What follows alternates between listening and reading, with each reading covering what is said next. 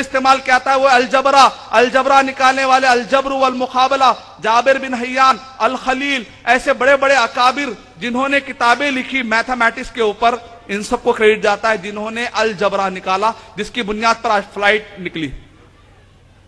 یعنی کہ ہم کو معلوم ہی نہیں ہے. سب سے پہلے flip Hatti history of Arab کے اندر لکھتا ہے کہ سب سے پہلے اٹیمپٹ ٹو فلائی کرنے والے عباس ابن فرناس ہیں.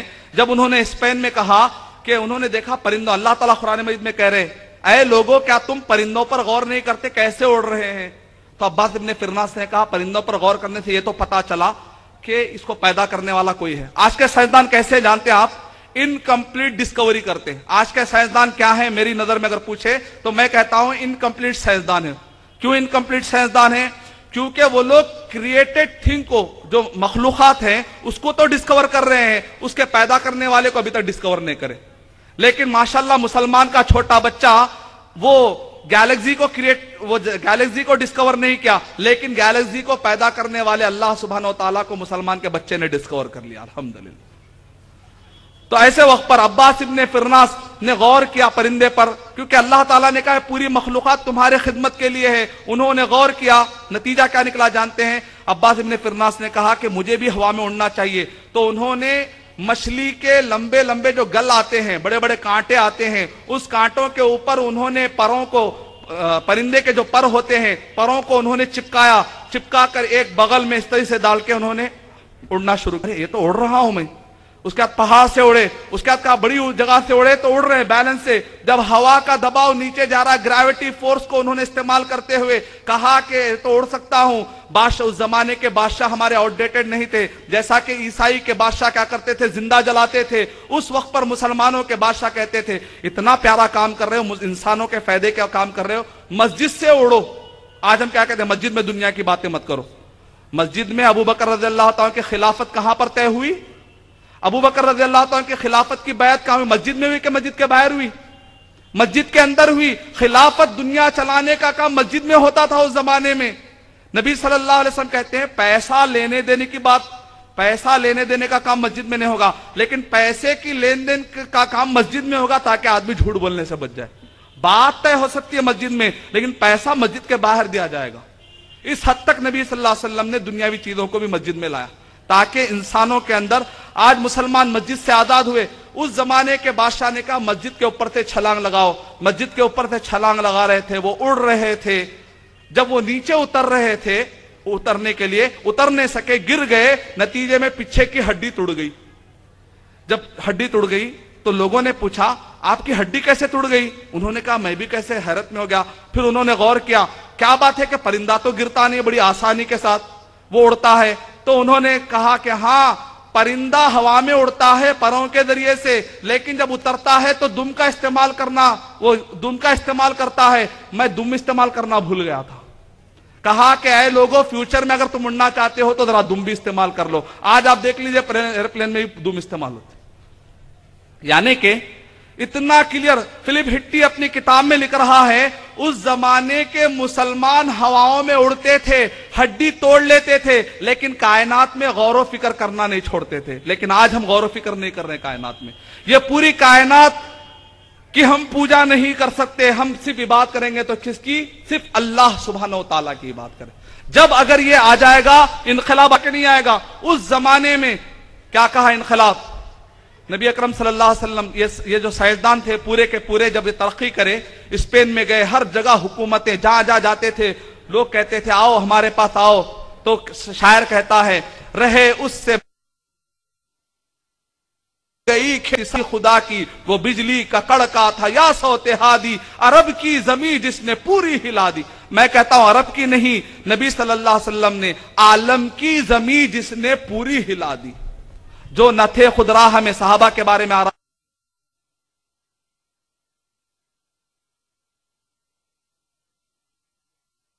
صلی اللہ علیہ وسلم کے زمانے میں 5 بڑی غلامیاں تھی. ایک شرک کی غلامی، نبی صلی اللہ علیہ وسلم اس کی زنجیروں کو توڑا.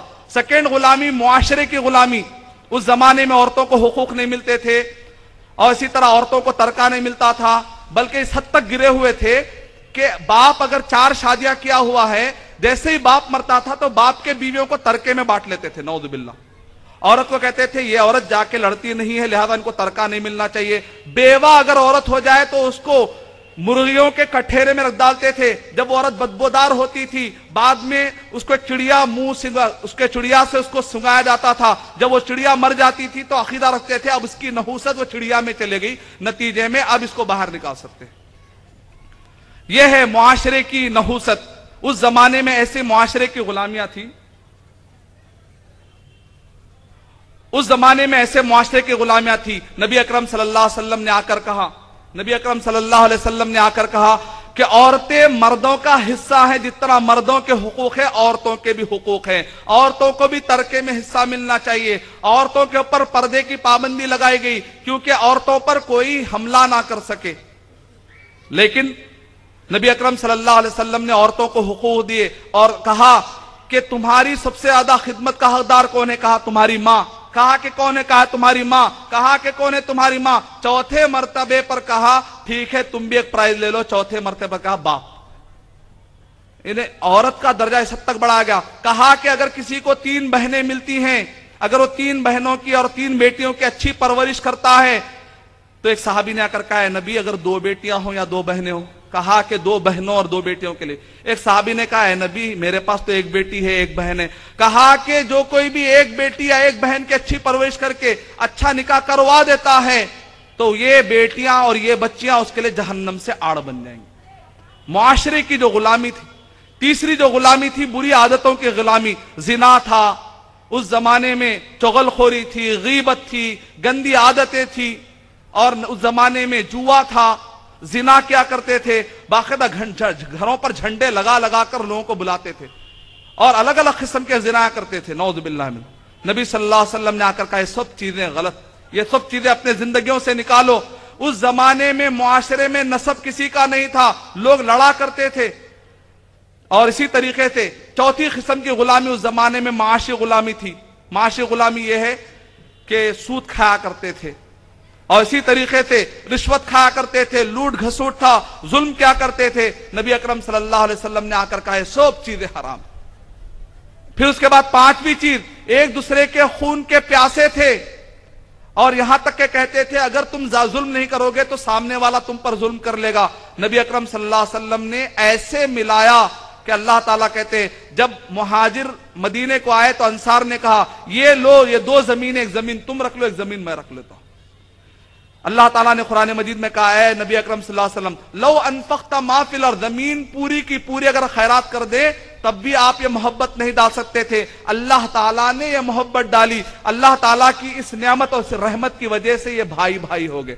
یعنی اس زمانے کی 5 بڑی غلامیاں تھیں، ایک شرک کی غلامی، اور دوسری معاشرے کی غلامی، بری عادتوں کی غلامی، اور اسی طریقے سے معاشی غلامی، اور 5ویں ہے اس زمانے میں فساد تھا، جانیں محفوظ نہیں تھی۔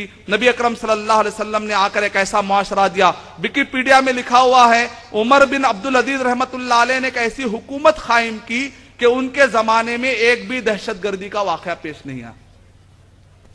آج کے زمانے میں بھی 5 بڑی غلامیاں ہیں جس کا ذکر کر کے میں اپنی بات ختم کر دیتا ہوں۔ آج کے زمانے میں پلٹ کر دیکھتے ہیں تو یہ 5 غلامیاں پھر آئی ہے۔ لوگ پریشان ہیں، لوگ سسک رہے ہیں، بلک رہے ہیں، پریشان ہیں، پورے انسان دنیا کے۔ اے مسلمانوں تمہاری ذمہ داری ہے کہ اللہ سبحانہ و تعالیٰ کے اس رحمت کے پیغام کو پورے انسانوں تک پہنچاؤ۔ عورتیں پریشان ہیں، بچے پریشان ہیں، کالے پریشان ہیں، گورے پریشان ہیں، کتنی پریشانی ہے۔ 5 بڑی غلامیاں۔ شرک کی جگہ پر آج ایتھیزم، خدا کو نہیں مانتے، یہ چیز آ گئی۔ آج کہتے ہیں ہم اللہ کو نہیں مانتے، قرآن کو نہیں مانتے، نتیجے میں وہ لوگ سفر ہو رہے ہیں، پریشان ہو رہے ہیں۔ اب ان کو سمجھانا ہے تو کیسے سمجھائیں گے؟ وہ کہتے ہیں سائنس سے سمجھاؤ۔ ٹھیک ہے، سائنس سے سمجھاتے ہیں ہم آپ کو۔ اچھا، ولیم کیت مورے کہتے ہیں کہ جب میں نے قرآن مجید پڑھا، یہ ایمبرالوجی کے ماہر ہیں، وہ کہتے ہیں ایمبرالوجی یعنی کہ بچے ماں کے پیٹ کے اندر جو بچہ ہوتا ہے رحم مادر کے اندر، وہ بچے کے جو سٹیجز ہوتے ہیں وہ سٹیجز کو معلوم کرنا بڑا مشکل کام ہے۔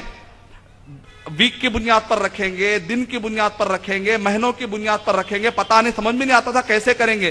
انہوں نے کہا جب میں قرآن مجید میں نے پڑھا سورہ مومنون سورہ نمبر 23 کی آیت نمبر 13، 14 اور 15 تو مجھے پتا چل گیا تو مجھے پتا چل گیا کہ اسٹیجز کیا ہونا چاہیے. اللہ تعالیٰ نے قرآن مجید میں 7 اسٹیجز بتلائے. بچہ جو ڈیولپ ہوتا ہے 7 اسٹیجز میں ہوتا ہے.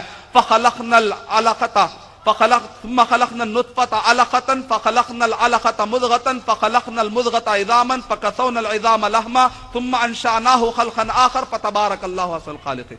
کہا کہ یہ جو ایگزیکٹ اسٹیجز ہیں یہ اسٹیجز سب سے بیسٹ ہے.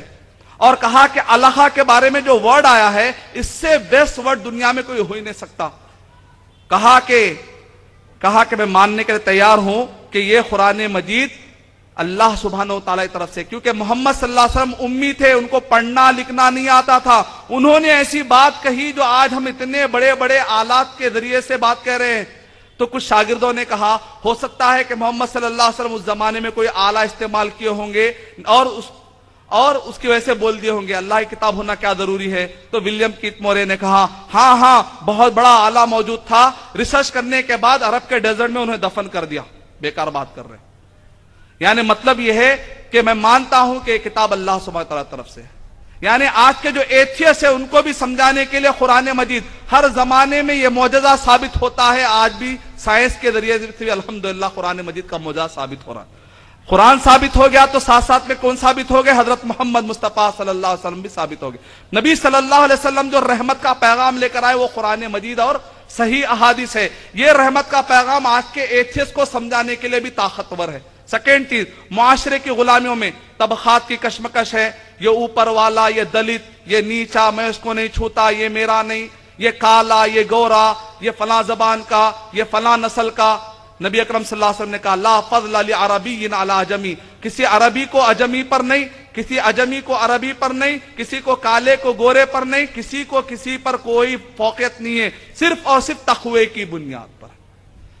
اور آج کے دور میں آپ جانتے ہیں معاشرے کی غلامی, سیکنڈ غلامی آج سروگیٹ مدر مطلب کرائے کے بھی عورتیں مل رہی ہیں جو آپ کے بچے کو پالنے کے لیے تیار ہیں. نعوذ باللہ من ذلک. یو کے اندر رپورٹ میں آ رہا ہے کہ 2001 کی رپورٹ یہ ہے, 2001 میں کہا گیا یو کے اندر ہر 8 میں سے 1 کو پتا نہیں کہ اس کا اصلی باپ کون ہے. اس کے اندر لکھا ہوا ہے کہ 2008 کے اندر ایسا ہوگا, 2008 بھی چلے گیا, 2008 میں ایسا ہو جائے گا ہر 4 میں سے 1 کو پتا نہیں ہوگا کہ اس کا اصلی باپ کون ہے. نعوذ باللہ من. اور آج کی رپورٹ اگر آپ پڑھیں 24 فروری اسی سال کی 2010 کی ٹائمز آف انڈیا کی رپورٹ یہ بتلاتی ہے نعوذ باللہ امریکہ کے اندر 103 ایسے واقعات پیش آئے کہ 6 مہینے سے لے کر 5 سال کی بچی کا ڈاکٹروں نے ریپ کر دیا. جو قوم حضرت محمد مصطفیٰ صلی اللہ علیہ وسلم پر اعتراض کرتے ہوئے کہہ رہی ہے عائشہ رضی اللہ تعالیٰ سے شادی کرے, عائشہ رضی اللہ تعالیٰ شادی, خود کے اخلاق یہ ہیں کہ 5 مہینے کے بچی کو بھی زنا کرنے سے نہیں چھوڑ رہے. اور معاشرہ جو غلامی میں مبتلا ہے اس کی چھوٹی مثال میں آپ کو دیا. بری عادتوں کے اندر ایڈز, زنا, شراب, 1 لاکھ لوگ سال میں مر رہے. زنا کی وجہ سے ایڈز, صرف امریکہ کے اندر 40,000 لوگ ایڈز کے پیشنٹ ہیں. اور چوتھی چیز معاشی غلامی, ریسیشن. انشاءاللہ سوالات میں اگر کسی بھائی کا سوال آیا تو میں بتاؤں گا کہ ریسیشن کی وجہ سے کیا کیا نقصانات ہوئے, سودی کاروبار کی وجہ سے کیا کیا نقصانات ہوئے آج امت کو, اور دہشت گردی کی وجہ سے دنیا میں کیا کیا نقصانات ہو رہے ہیں, کتنا خون بہ رہا ہے.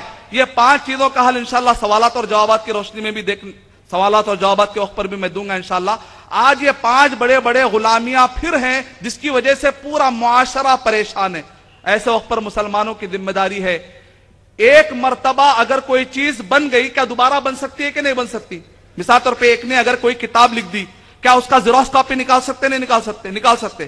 مطلب پہلی مرتبہ بک نکلنا یا پہلی مرتبہ کوئی چیز بنانا مشکل ہے, ایک مرتبہ بن جانے کے بعد ڈپلیکیٹ نکالنا بہت آسان ہے. نبی صلی اللہ علیہ وسلم نے عرب جو سب اس زمانے کے جاہل لوگ تھے, اس زمانے میں نبی صلی اللہ علیہ وسلم نے اس کو اپلائی کیا اور حکومتیں ملی اور امن قائم ہوا کہ نہیں ہوا. ایک مرتبہ قائم ہوا تو آج بھی ہو سکتا ہے, قیامت تک بھی قائم ہو سکتا ہے. یہ ہے نبی اکرم صلی اللہ علیہ وسلم کے رحمت کا پیغام جو قیامت تک کے لیے زندہ ہے. اے مسلمانوں, اس طاقت کو استعمال کرو, اپنے گھروں کے اندر خود بھی پڑھو, اپنے بچوں کو پڑھاؤ, اپنے اندر اپنے آپ کو زیادہ سے زیادہ سوروں سے مالامال کرو، یہی میری گزارش ہے۔ میں اللہ سبحانہ وتعالیٰ سے دعا کرتا ہوں کہ اللہ سبحانہ وتعالیٰ مجھے اور آپ سب کو رحمت کا پیغام مکمل طور پر سننے کی توفیق عطا فرمائے۔ انشاءاللہ سوالات اور جوابات میں اور بھی باتیں ہم بتائیں۔